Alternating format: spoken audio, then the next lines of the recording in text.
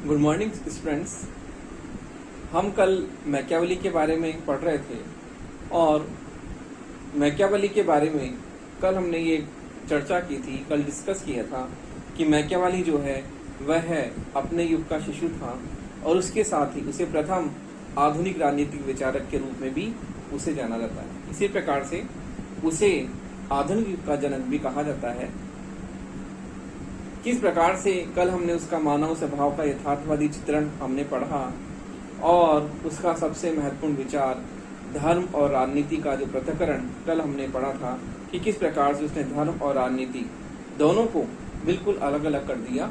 जिस प्रकार से एक्विनास ने धर्म और राजनीति को जोड़ने का प्रयास किया, उसके बिल्कुल विपरीत मैकियावेली ने धर्म और राजनीति अर्थात नैतिकता और राजनीति दोनों को अलग अलग कर दिया और उसने धर्म विहीन, नैतिकता विहीन राजनीति की बात करी, जो कि उसका राजनीति विज्ञान को एक मौलिक देन है, एक नई उसकी विचारधारा है, जिसके आधार पर उसने राजनीति को बिल्कुल धर्म से, नैतिकता से अलग करके बिल्कुल नीति विहीन, धर्म विहीन राजनीति की बात की। फिर हमने कल ये पढ़ा था कि मैकियावेली ने किस तरह से अपनी पुस्तक प्रिंस में एक सफल शासक के गुण उसने बताए हैं कि एक सफल शासक होने के लिए किन किन गुणों से उसको युक्त होना चाहिए, अर्थात एक उत्तम शासन के लिए एक राजा के लिए क्या क्या आवश्यक परिस्थितियां होनी चाहिए, उस राजा को किन किन गुणों और किन किन विशेषताओं से परिपूर्ण होना चाहिए। कल हमने 5 उसके बारे में बिंदुओं के बारे में पढ़ा था।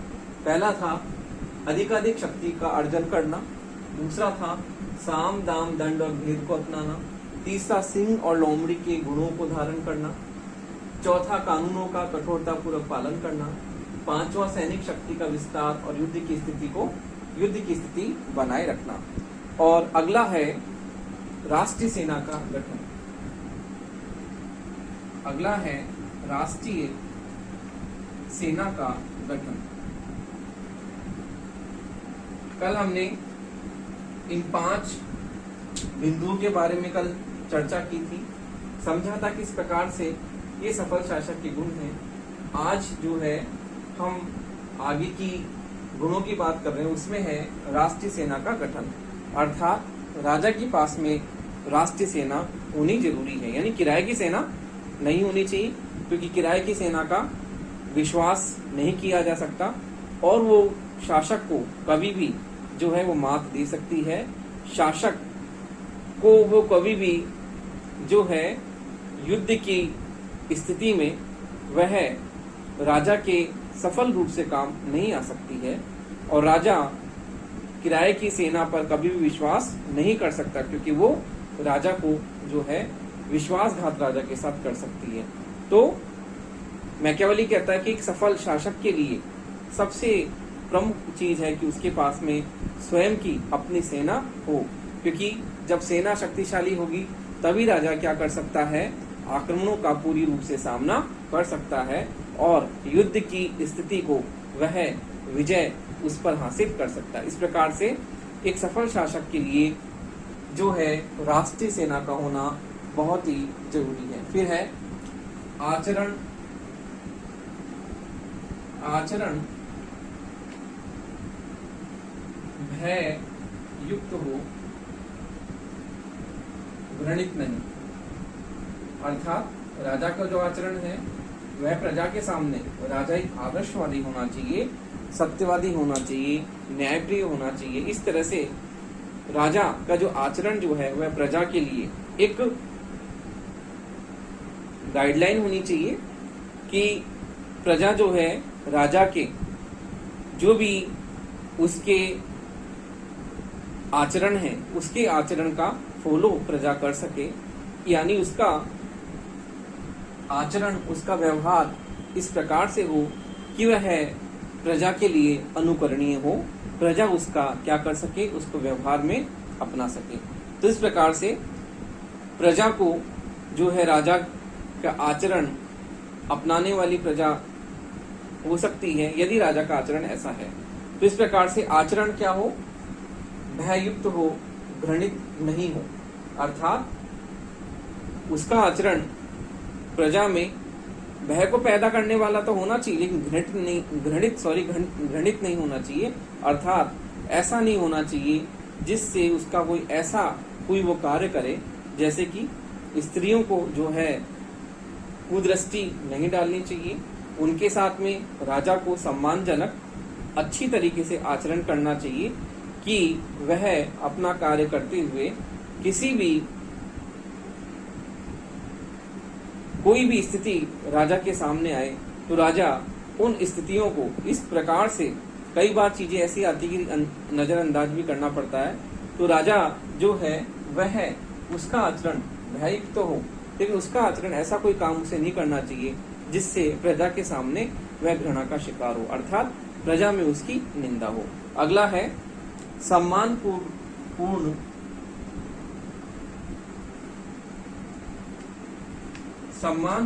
आचरण।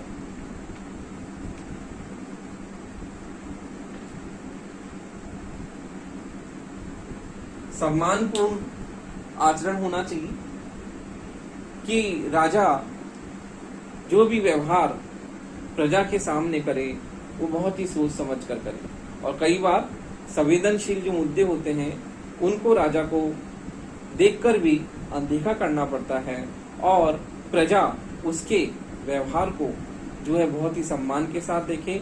ऐसा जब ही होगा जब राजा अपना व्यवहार नैतिकता, आदर्श और चारित्रिक विशेषताओं से बिल्कुल संयुक्त होकर वह अपना व्यवहार करेगा। तो इस प्रकार से प्रजा के मध्य राजा को सम्मान मिलना चाहिए, और सम्मान जब भी मिलेगा जब वह नैतिकतापूर्ण आचरण करेगा। अगला देखिए, योग्य मंत्रियों, आगे देखते हैं।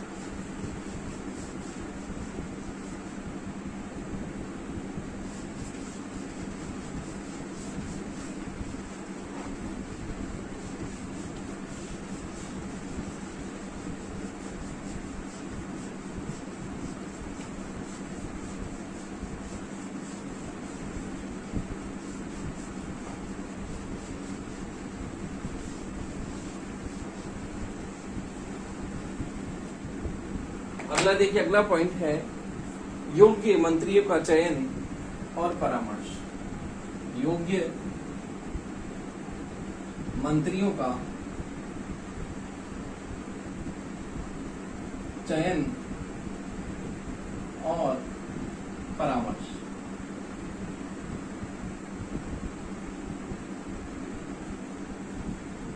राजा को जब अपने मंत्रिमंडल का गठन वो करता है तो मंत्रिमंडल का गठन करते वक्त उसे बहुत ही सावचेत होना चाहिए, और मंत्रिमंडल का गठन करना बहुत ही महत्वपूर्ण कार्य है।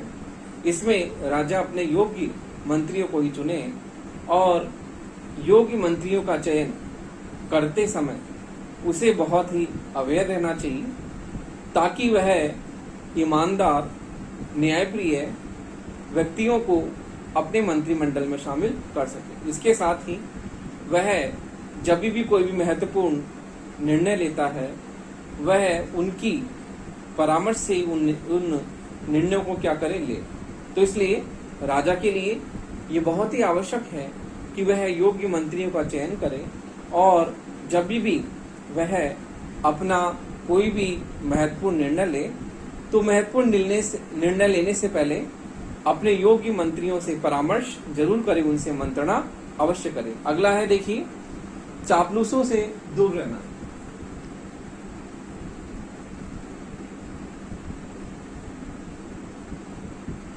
चापलूसों से दूर रहना राजा के लिए ये भी बहुत आवश्यक है कि वह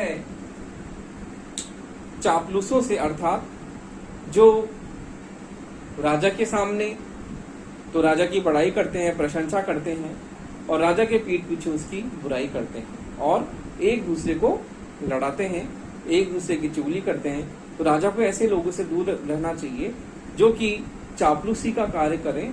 चाटुकार लोगों से राजा को बिल्कुल दूर रहना चाहिए, क्योंकि ये लोग राज्य में एकता को विखंडित करते हैं और राष्ट्र का विभाजन जो है बहुत ही जल्दी हो जाता है, क्योंकि आपसी कलह, आपसी संघर्ष, ये लोग एक दूसरे को भड़काने का कार्य करते हैं, एक दूसरे की चुगली करते हैं और आपस में क्या करते हैं, लड़ाते हैं। तो इस प्रकार से इन चाटुकारों को, इन चापलूसों को राजा को अपने से दूर रखना चाहिए। अगला है कला और साहित्य में रुचि। कला और साहित्य में रुचि।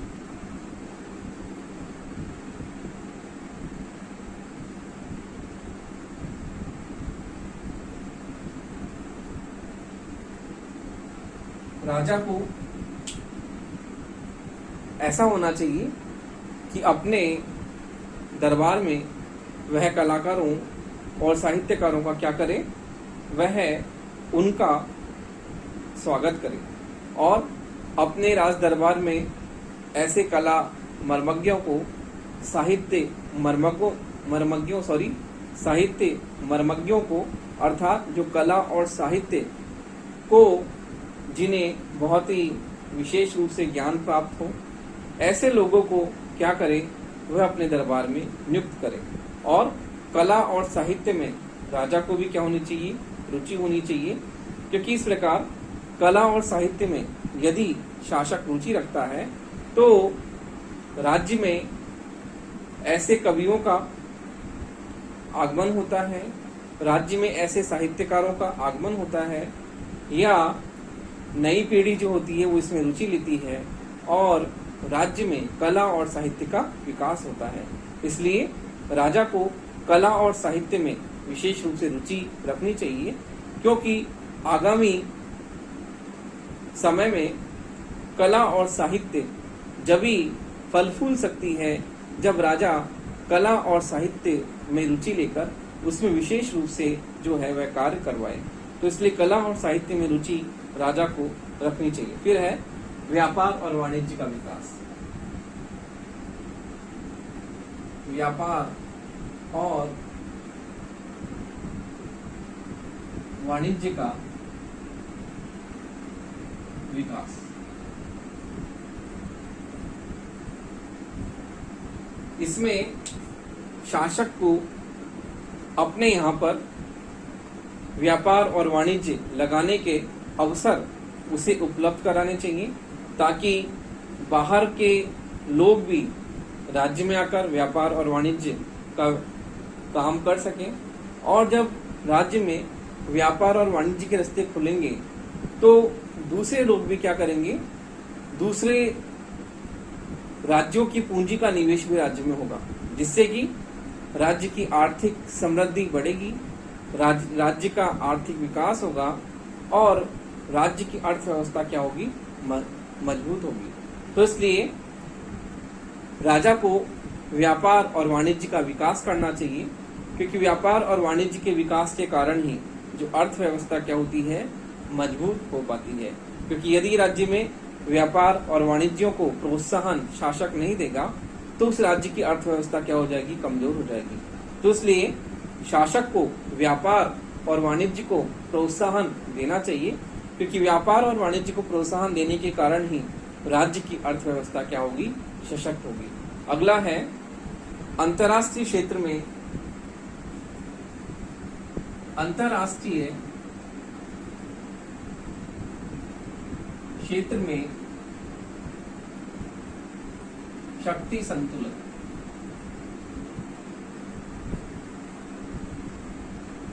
देखिए, राजा को अंतर्राष्ट्रीय क्षेत्र में शक्ति संतुलन स्थापित करना चाहिए, अर्थात कोई भी राज्य इतना ज्यादा शक्तिशाली नहीं हो जाए कि वो राजा पर कभी भी आक्रमण कर दे। वैसे राजा के लिए ये भी है कि वो हमेशा सेना के उसमें लगा रहे और उसको आक्रमण की या बाहर से होने वाले जो भी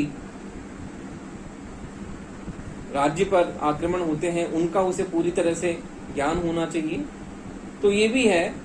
और वो जब अपनी सैन्य शक्ति का विस्तार निरंतर करता रहेगा और अपनी सैन्य शक्ति में वह नई नई तकनीकों का प्रयोग करेगा, तो इस प्रकार से वह अंतर्राष्ट्रीय क्षेत्र में उसका शक्ति का संतुलन वह कर पाएगा। क्योंकि यदि शासक अपनी सैन्य शक्ति पर ध्यान नहीं देगा तो बाह्य आक्रमणों का वो मुकाबला नहीं कर पाएगा।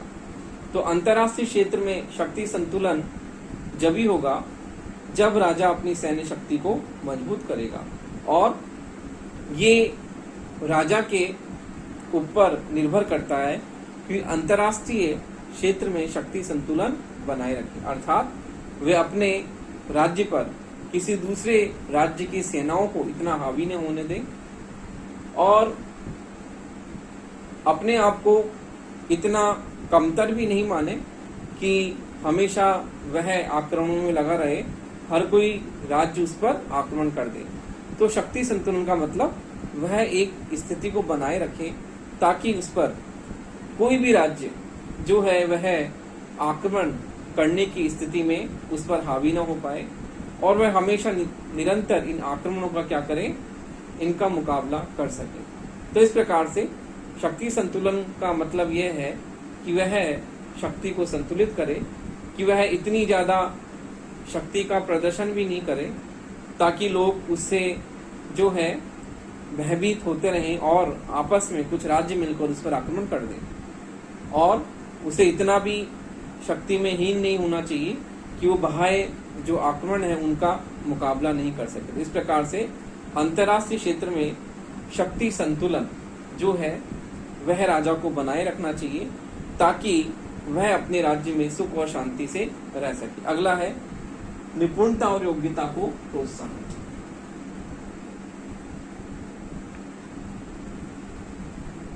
निपुणता और योग्यता को प्रोत्साहन।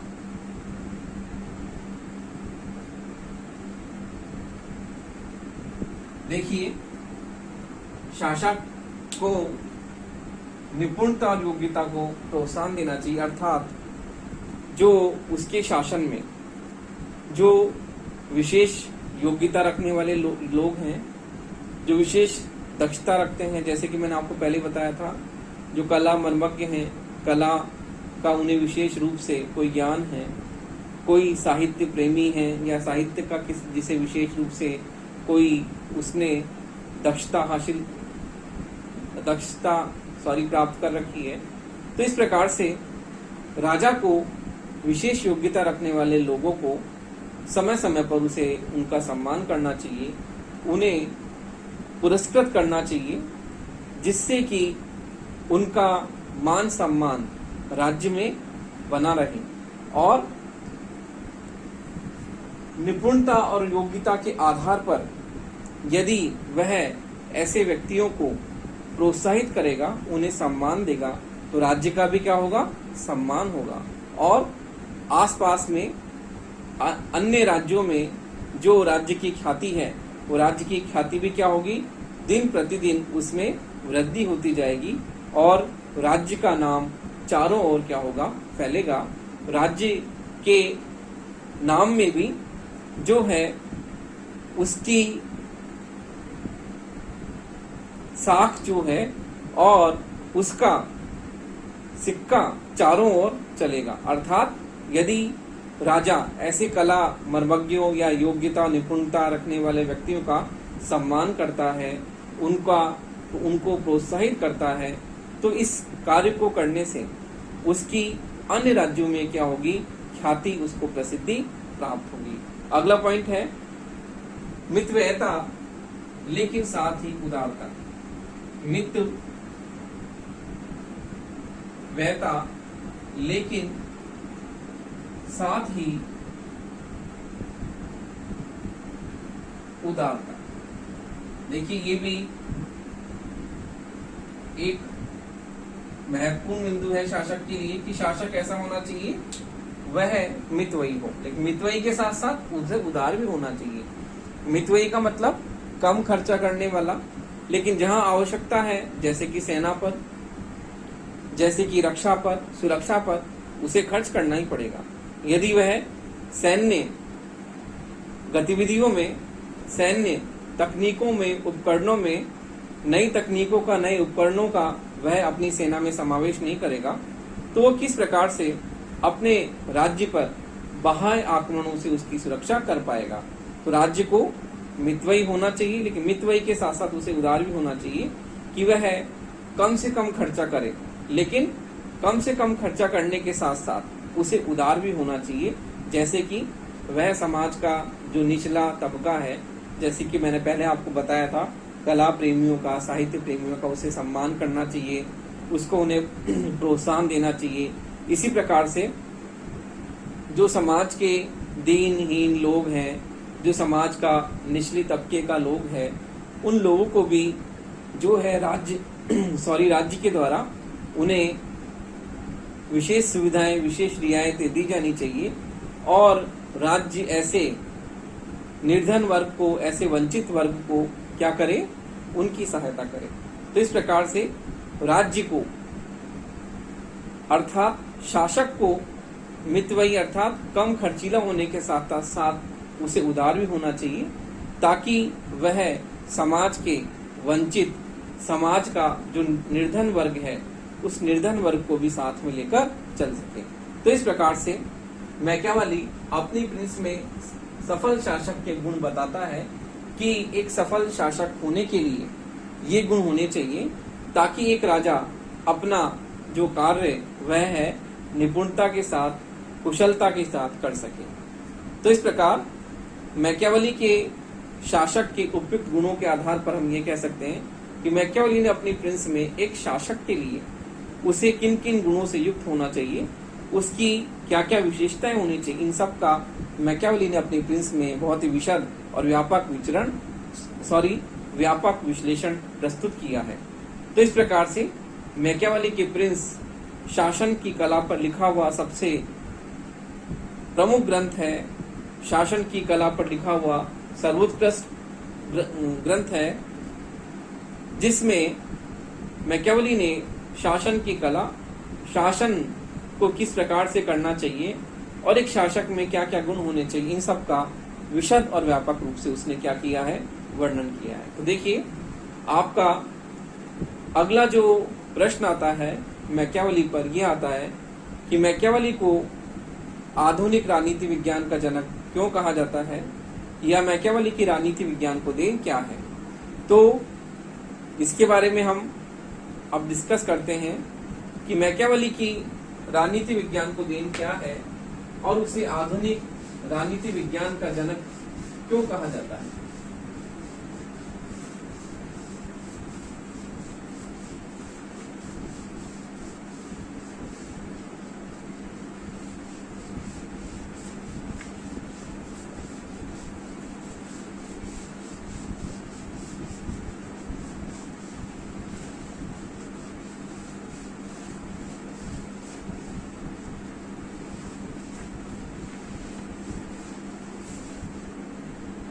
देखिए, आपके प्रश्न आता है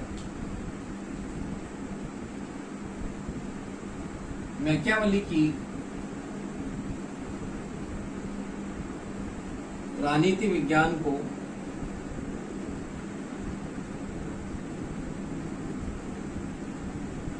महत्वपूर्ण देन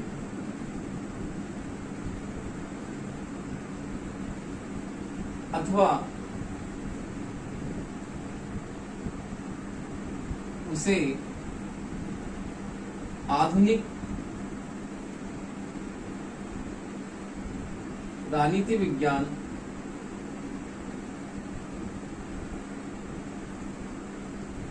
का जनक क्यों कहा जाता है।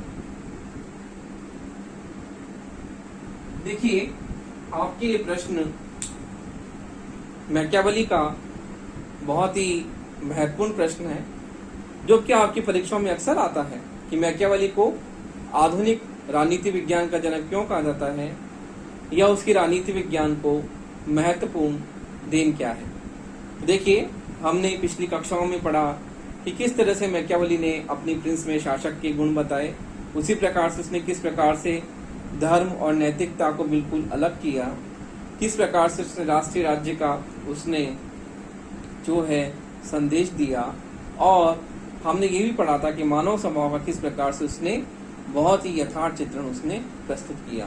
तो देखिए, इन सब पॉइंट्स का समावेश करके हम और भी कुछ पॉइंट्स इसमें ऐड करते हैं, और इस तरह से मैकियावेली का जो उसका प्रश्न बनता है, उसका पहला पॉइंट जो है वह यह है कि मैकियावेली राष्ट्रीय राज्य का क्या है संदेश वहां पे। तो इसका पहला पॉइंट है राष्ट्रीय राज्य का संदेशवाहक। कैसे?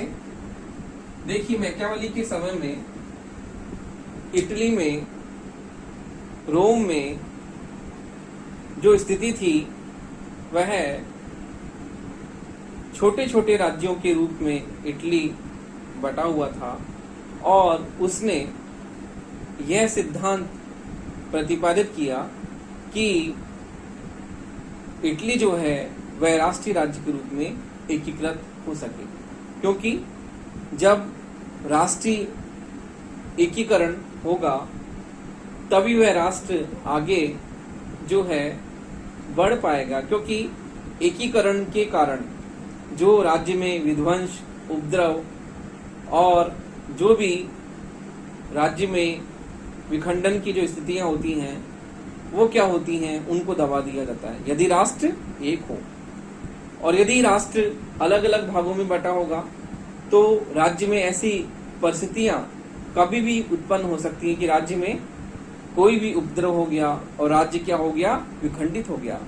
तो ऐसा उस समय इटली में इस तरह की परिस्थितियां मौजूद थी और राज्य छोटे छोटे राज्यों में बटा हुआ था। तो मैकियावेली ने राष्ट्रीय राज्य का उसने ये संदेश दिया कि जो भी राज्य हैं वो आपस में मिलकर राष्ट्रीय राज्य का उन्हें आह्वान करना चाहिए, अर्थात मिलकर राष्ट्रीय राज्य का निर्माण करना चाहिए, जिससे कि राष्ट्रीय राज्य से राष्ट्र एकीकरण की ओर बढ़े। और जब राष्ट्र एकीकरण की ओर बढ़ेगा तो क्या होगा, राज्य की राजनीतिक एकता वो क्या होगी, स्थिर होगी और राज्य में राजनीतिक स्थायित्व आएगा। लेकिन जब ही आएगा जब राष्ट्रीय राज्य की अवधारणा वास्तव में जो है वह उस राज्य में क्या होगी, उस राज्य में हमें देखने को मिलेगी। यदि राष्ट्रीय राज्य की अवधारणा वहां पर नहीं है तो राज्य क्या होगा, छोटे छोटे राज्यों में विखंडित हो जाएगा। इसलिए जो मैकियावेली है उसने राष्ट्रीय राज्य का संदेश दिया और विभिन्न राज्यों को, जो आपस में छोटे छोटे नगर राज्य थे, उनको आपस में एक करके उसने राष्ट्रीय एकीकरण का मार्ग क्या किया, प्रशस्त किया। अगला पॉइंट है राज्य की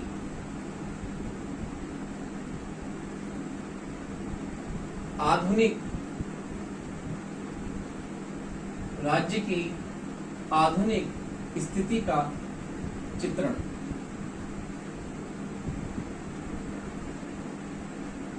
मैकियावेली ने राज्य की आधुनिक स्थिति का चित्रण प्रस्तुत किया और हम ये कह सकते हैं कि अरस्तु के बाद में मैकियावेली ऐसा विचारक हुआ है जिसने राज्य की आधुनिक स्थिति के बारे में विशद रूप से उसने अपना विवरण प्रस्तुत किया। मैकियावेली ने ये बताया कि राज्य क्या है, सर्वोपरि है और उसकी अधीनता में रहकर ही व्यक्ति अपना सर्वांगीण विकास कर सकता है। तो वही जो बात अरस्तु ने बताई कि व्यक्ति के लिए राज्य क्या है, अपरिहार्य है, व्यक्ति के लिए राज्य क्या है, आवश्यक है। तो अरस्तु के बाद मैकियावेली एक ऐसा विचारक हुआ जिसने राज्य की सर्वोपरिता, राज्य की सर्वोच्चता के सिद्धांत को प्रतिपादित किया और ये बताया कि राज्य जो है वह वास्तव में व्यक्ति के लिए आवश्यक है। यदि राज्य नहीं होगा तो व्यक्ति का सर्वांगीण विकास नहीं होगा। इसलिए मैकियावेली ने राज्य की सर्वोपरिता और राज्य की अधीनता को स्वीकार करने की बात की कि राज्य के अधीन रहकर ही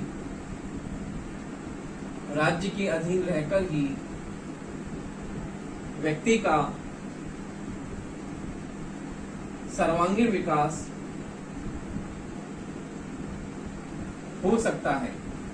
राज्य के अधीन रहकर ही व्यक्ति का सर्वांगीण विकास हो सकता है, अर्थात अरस्तु की तरह ही वह भी राज्य को अनिवार्य संस्था मानता है और राज्य को अनिवार्य संस्था होने के साथ साथ वह ये बताता है कि व्यक्ति के लिए राज्य आवश्यक है और राज्य नहीं होगा तो व्यक्ति का कल्याण कैसे होगा। तो इस प्रकार से अरस्तु के बाद में मैकियावेली ने जो राज्य की सर्वोच्चता के सिद्धांत को बताया और ये बताया कि राज्य के हित में ही क्या है, व्यक्ति का हित है। राज्य के हित में ही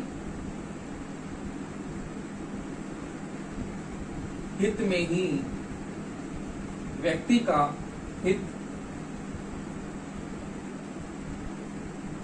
उसका कल्याण है। तो इस प्रकार मैकियावेली ने राज्य की आधुनिक स्थिति का चित्रण किया और ये बताया कि राज्य सर्वोच्च है और राज्य के अधीन रहकर ही व्यक्ति अपना कल्याण कर सकता है। इस प्रकार से मैकियावेली ने राज्य को व्यक्ति के लिए अनिवार्य संस्था माना और ये बताया कि व्यक्ति राज्य में रहकर ही अपना सर्वांगीण विकास कर सकता है।